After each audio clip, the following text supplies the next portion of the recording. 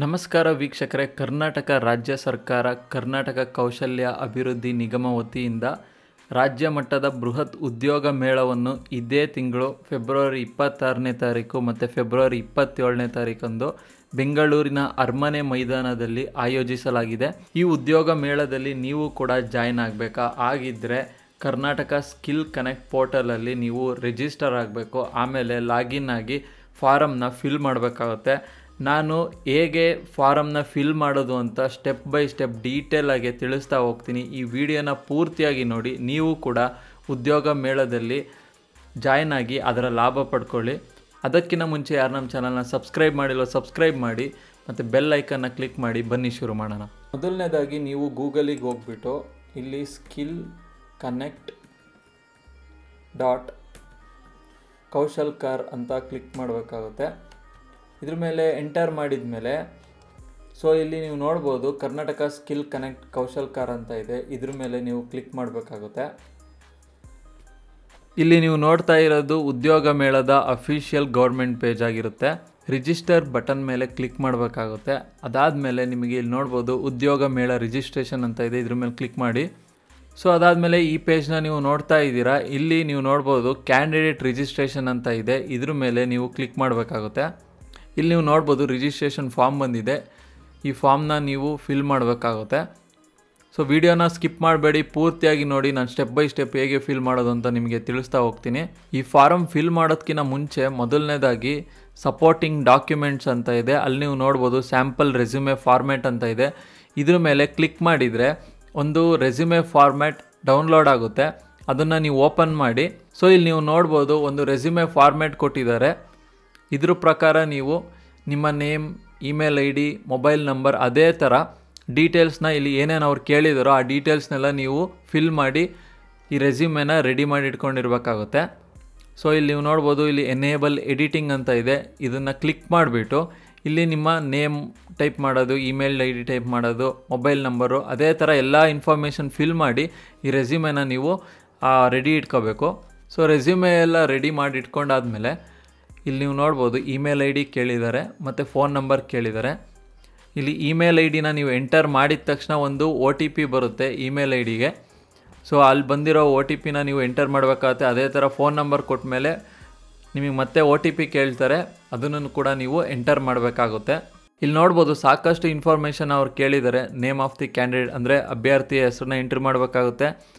ಅದೇ ಥರ ಹುಟ್ಟಿದ ದಿನಾಂಕ, ನಿಮ್ಮ ಡೇಟ್ ಆಫ್ ಬರ್ತ್ನ ನೀವು ಎಂಟರ್ ಮಾಡಬೇಕಾಗುತ್ತೆ. ಇಲ್ಲಿ ಜೆಂಡರ್ ಕೇಳಿದ್ದಾರೆ, ಮೇಲ್, ಫೀಮೇಲ್, ಅದರ್ಸ್ ಅಂತ. ಇದನ್ನು ನೀವು ಎಂಟರ್ ಮಾಡಬೇಕಾಗುತ್ತೆ. ಅದೇ ಥರ ನಿಮ್ಮ ಪೇರೆಂಟ್ಸ್ ನೇಮ್ ಕೇಳಿದ್ದಾರೆ, ಎಂಟರ್ ಮಾಡಬೇಕು. ಮತ್ತು are you physically with disability ಅಂದರೆ ನೀವೇನಾದ್ರು ವಿಕಲಚೇತನರಾಗಿದ್ದರೆ ಎಸ್ ಅಂತ ಕೊಡಿ, ಇಲ್ಲಾಂದರೆ ನೋ ಅಂತ ಕೊಡಬೇಕಾಗುತ್ತೆ. ಅದೇ ಥರ ಕ್ಯಾಟಗರಿ, ನೀವು SC ST ಕ್ಯಾಟಗರಿಗೆ ಬರ್ತೀರಾ, OBC, ಮೈನಾರಿಟಿ, ಇದೇ ಥರ ಕೇಳಿದ್ದಾರೆ ಆಪ್ಷನ್ನು. ನಿಮಗೆ ಸೂಕ್ತವಾದ ಆಪ್ಷನ್ನ ನೀವು ಸೆಲೆಕ್ಟ್ ಮಾಡ್ಕೋಬೇಕಾಗುತ್ತೆ. ಇಲ್ಲಿ ನೀವು ನೋಡ್ಬೋದು ಮೊಬೈಲ್ ನಂಬರ್ ಕೇಳಿದ್ದಾರೆ. ಇದು ತುಂಬ ಇಂಪಾರ್ಟೆಂಟ್ ಆಗುತ್ತೆ. ಯಾಕಂದರೆ ಪೂರ್ತಿ ಉದ್ಯೋಗ ಮೇಳ ಪ್ರೋಸೆಸ್ಸು ಇದೇ ಮೊಬೈಲ್ ನಂಬರ್ಗೆ ಮೆಸೇಜ್ ಬರ್ತಾ ಇರುತ್ತೆ, ಯಾವುದೇ ಲೇಟೆಸ್ಟ್ ಇನ್ಫಾರ್ಮೇಷನ್ ಅವ್ರು ಬಿಟ್ರು. ಆದಷ್ಟು ನೀವು ನಿಮ್ಮ ಪರ್ಸ್ನಲ್ ಮೊಬೈಲ್ ನಂಬರ್ನ ಕೊಡಬೇಕಾಗುತ್ತೆ. ಅದೇ ಥರ ನೀವು ಇಮೇಲ್ ಐ ಡಿ ಸಹ ಕೊಡಬೇಕಾಗುತ್ತೆ. ಇದಕ್ಕೂ ಸಹ ನೋಟಿಫಿಕೇಷನ್ ಬರ್ತಾ ಇರುತ್ತೆ. ಮತ್ತು ಇಲ್ಲಿ ಜಿಲ್ಲೆ ಕೇಳಿದ್ದಾರೆ. ಇದ್ರ ಮೇಲೆ ಕ್ಲಿಕ್ ಮಾಡಿದರೆ ನೀವು ಯಾವ ಜಿಲ್ಲೆಯವರು ಅಂತ ಇಲ್ಲಿ ಸೆಲೆಕ್ಟ್ ಮಾಡಬೇಕಾಗುತ್ತೆ. ಅದೇ ಥರ ತಾಲೂಕು ಕೇಳಿದರೆ ತಾಲೂಕನ್ನು ನೀವು ಸೆಲೆಕ್ಟ್ ಮಾಡಬೇಕಾಗುತ್ತೆ. ಮತ್ತು ಕಂಪ್ಲೀಟ್ ನಿಮ್ಮ ಆಧಾರ್ ಕಾರ್ಡ್ನ ಅಡ್ರೆಸ್ ಅಥವಾ ಇವಾಗ ಪ್ರೆಸೆಂಟ್ ಲೊಕೇಶನಲ್ಲಿರುವ ಅಡ್ರೆಸ್ನ ನೀವು ಇಲ್ಲಿ ಫಿಲ್ ಮಾಡಬೇಕಾಗುತ್ತೆ ಫರ್ದರ್ ಕಮ್ಯುನಿಕೇಷನ್ಗೆ. ಅದೇ ಥರ ನಿಮ್ಮ ಮನೆ ಅಡ್ರೆಸ್ನ ಪಿನ್ ಕೋಡ್ ಸಹ ನೀವು ಎಂಟರ್ ಮಾಡಬೇಕಾಗುತ್ತೆ.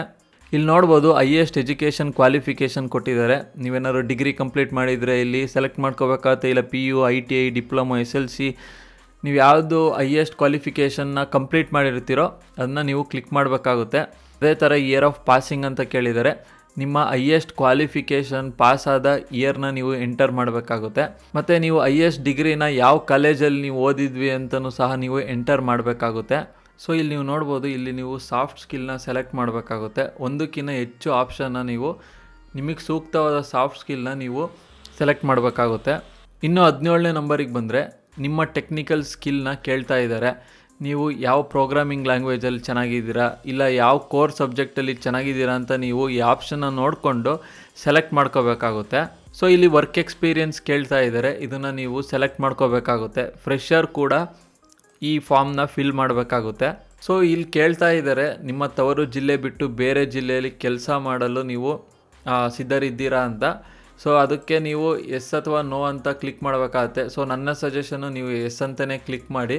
ಸೊ ಇಲ್ಲಿ ಕೇಳ್ತಾ ಇದ್ದಾರೆ ನೀವೇನಾದರೂ ನಿರ್ದಿಷ್ಟ ಅಲ್ಪಾವಧಿ ಕೌಶಲ್ಯ ತರಬೇತಿ ಅಡಿಯಲ್ಲಿ ತರಬೇತಿ ಪಡೆದಿದ್ದರೆ ಇಲ್ಲಿ ಕ್ಲಿಕ್ ಮಾಡಬೇಕಾಗುತ್ತೆ ಎಸ್ ಅಥವಾ ನೋ ಅಂತ. ಸೊ ಇಲ್ಲಿ ರೆಸ್ಯೂಮೆ ಅಪ್ಲೋಡ್ ಮಾಡೋಕ್ಕೆ ಕೇಳ್ತಾ ಇದ್ದಾರೆ, ನೀವು ಇಲ್ಲಿ ಚೂಸ್ ಫೈಲ್ ಅಂತ ಕೊಟ್ಬಿಟ್ಟು ನೀವು ರೆಸ್ಯೂಮೆನ ಅಪ್ಲೋಡ್ ಮಾಡಬೇಕಾಗುತ್ತೆ. ಇಲ್ಲಿ ಜನರಲ್ಲಾಗಿ ಒಂದು ಸರ್ವೆ ಕೇಳ್ತಾ ಇದ್ದಾರೆ, how did you get to know about job fair, ಅಂದರೆ ಈ ಉದ್ಯೋಗ ಮೇಳದ ಬಗ್ಗೆ ನಿಮಗೆ ಹೆಂಗೆ ಗೊತ್ತಾಯಿತು ಅಂತ.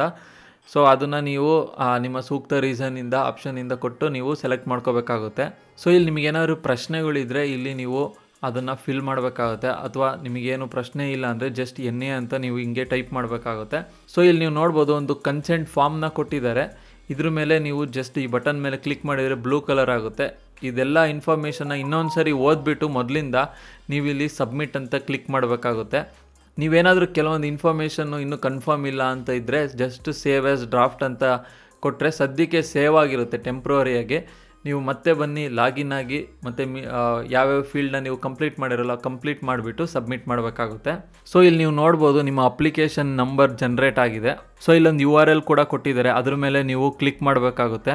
ಸೊ ಕ್ಲಿಕ್ ಮಾಡಿದ್ದಾದಮೇಲೆ ನಿಮಗೆ ಲಾಗಿನ್ ಪೇಜ್ಗೆ ಕರ್ಕೊಂಡೋಗಿದೆ. ಅಲ್ಲಿ ನೀವು ಇವಾಗ ಫೋನ್ ನಂಬರ್ ಅಥವಾ ಪಾಸ್ವರ್ಡ್ನ ಎಂಟರ್ ಮಾಡಬೇಕಾಗುತ್ತೆ, ಇಲ್ಲ ಇಮೇಲ್ ID ಪಾಸ್ವರ್ಡ್ನ ನೀವು ಎಂಟರ್ ಮಾಡಿ ಲಾಗಿನ್ ಆಗಬೇಕು. ಸೊ ಇಲ್ಲಿ ನೀವು ನೋಡ್ಬೋದು ಹೋಮ್ ಪೇಜಲ್ಲಿ ಮೈ ಅಪ್ಲಿಕೇಶನ್ ಅಂಡರಲ್ಲಿ ನೀವು ಅಪ್ಲಿಕೇಶನ್ ಹಾಕಿರೋದು ಇದೆ. ಸೊ ಅದು ಕೂಡ ನೀವು ನೋಡ್ಬೋದು ಸ್ಟೇಟಸ್ ಆ್ಯಕ್ಟಿವ್ ಅಂತ ಇದೆ. ಅಲ್ಲಿ ಉದ್ಯೋಗ ಮೇಳ ಕ್ಯಾಂಡಿಡೇಟ್ 2024 ಅಂತ ಇದೆಯಲ್ಲ ಅದ್ರ ಮೇಲೆ ನೀವು ಕ್ಲಿಕ್ ಮಾಡಬೇಕಾಗುತ್ತೆ. ಸೊ ಇಲ್ಲಿ ನೋಡ್ಬೋದು ನೀವು ಫಾರಮಲ್ಲಿ ಏನೇನು ಡೀಟೇಲ್ಸ್ನ ಭರ್ತಿ ಮಾಡಿರ್ತೀರೋ ಆ ಎಲ್ಲ ಡೀಟೇಲ್ಸು ಇಲ್ಲಿ ಕೊಟ್ಟಿದ್ದಾರೆ. ಸೊ ನೀವೇನಾದರೂ ಫಾರಮ್ ಫಿಲ್ ಮಾಡ್ಬೇಕಾದ್ರೆ ಏನಾದರೂ ತಪ್ಪುಗಳನ್ನ ಮಾಡಿದರೆ ಇಲ್ಲಿ ಎಡಿಟ್ ಬಟನ್ ಇದೆಯಲ್ಲ ಅದ್ರ ಮೇಲೆ ಕ್ಲಿಕ್ ಮಾಡಿ ನೀವು ಮತ್ತೆ ನೀವು ರೀಟೈಪ್ ಮಾಡಿ ಸಬ್ಮಿಟ್ ಮಾಡ್ಬೋದಾಗಿದೆ. ಸೊ ಇಲ್ಲಿ ನೀವು ನೋಡ್ಬೋದು ಲಿಸ್ಟ್ ಆಫ್ ಎಂಪ್ಲಾಯರ್ಸ್ ಅಂತ ಇದೆ, ಅಲ್ಲಿ ಸದ್ಯಕ್ಕೆ ಖಾಲಿ ಇದೆ. ಇಲ್ಲಿ ಇನ್ಫಾರ್ಮೇಷನ್ ಯಾವಾಗ ಬರುತ್ತೆ ಅಂದರೆ ಫಸ್ಟು ಅವರು ನೀವು ಹಾಕಿರೋ ಅಪ್ಲಿಕೇಶನ್ನ ವೆರಿಫೈ ಮಾಡ್ತಾರೆ. ನಿಮ್ಮ ಸ್ಕಿಲ್ ಸೆಟ್ಗೆ ಮ್ಯಾಚ್ ಆಗಂಗೆ ಯಾವ ಎಂಪ್ಲಾಯರು ಅವರು ರಿಕ್ವೈರ್ಮೆಂಟ್ ಇರುತ್ತೋ ಆ ಎಲ್ಲ ಎಂಪ್ಲಾಯರ್ ಅಂದರೆ ಕಂಪನಿದು ಅಲ್ಲಿ ಇನ್ಫಾರ್ಮೇಷನ್ ಬರುತ್ತೆ. ಸೊ ಎಕ್ಸಾಂಪಲ್ಲು ನೀವು ಇಂಜಿನಿಯರಿಂಗ್ ಪಾಸ್ ಆಗಿರ್ತೀರಾ, ಸೊ ನಿಮಗೆ ಜಾವಾ ಲ್ಯಾಂಗ್ವೇಜ್ ಇಲ್ಲ ಪೈಥಾನ್ ಯಾವುದೋ ಒಂದು ಬರುತ್ತೆ ಅಂದ್ಕೊಳ್ಳಿ. ಸೊ ಆವಾಗ TCS ಅವರು ಕೂಡ ಇದೇ ರಿಕ್ವೈರ್ಮೆಂಟ್ಗೆ ಹುಡುಕ್ತಾ ಇರ್ತಾರೆ ಅಂದ್ಕೊಳ್ಳಿ. ಆವಾಗ ಅಲ್ಲಿ TCS ಅಂತ ಬರುತ್ತೆ ಎಂಪ್ಲಾಯರ್ ಅಡಿಯಲ್ಲಿ. ಸೊ ಆವಾಗ ನೀವು TCS ರಿಲೇಟೆಡ್ ಇಂಟರ್ವ್ಯೂ ಕ್ವಶನ್ನ ಓದ್ಕೊಂಡು ತಯಾರಿಯಾಗಿ ಆವಾಗ ನೀವು ಇಂಟರ್ವ್ಯೂ ಕೊಡಬೇಕಾಗುತ್ತೆ. ಸೊ ನಿಮಗೇನಾದ್ರು ಇನ್ನೂ ಡೌಟ್ ಇತ್ತು ಅಂದರೆ ಸಹಾಯವಾಣಿ ಸಂಖ್ಯೆ ಕೂಡ ಕೊಟ್ಟಿದ್ದಾರೆ 180059999918 ಅಂತ. ಇದಕ್ಕೆ ನೀವು ಕಾಲ್ ಮಾಡಿ ನಿಮಗೇನೇ ಡೌಟ್ ಇದ್ರೂ ಅವರು ಕ್ಲಿಯರ್ ಮಾಡ್ತಾರೆ. ಸೊ ಈ ವಿಡಿಯೋ ಇಷ್ಟ ಆಯಿತು ಅಂದ್ಕೊಂಡಿದ್ದೀನಿ. ಇದೇ ಥರ ಸಪೋರ್ಟ್ ಮಾಡ್ತಾಯಿರಿ, ಸಬ್ಸ್ಕ್ರೈಬ್ ಆಗಿ. ಮುಂದಿನ ವಿಡಿಯೋದಲ್ಲಿ ಭೇಟಿಯಾಗೋಣ ಫ್ರೆಂಡ್ಸ್.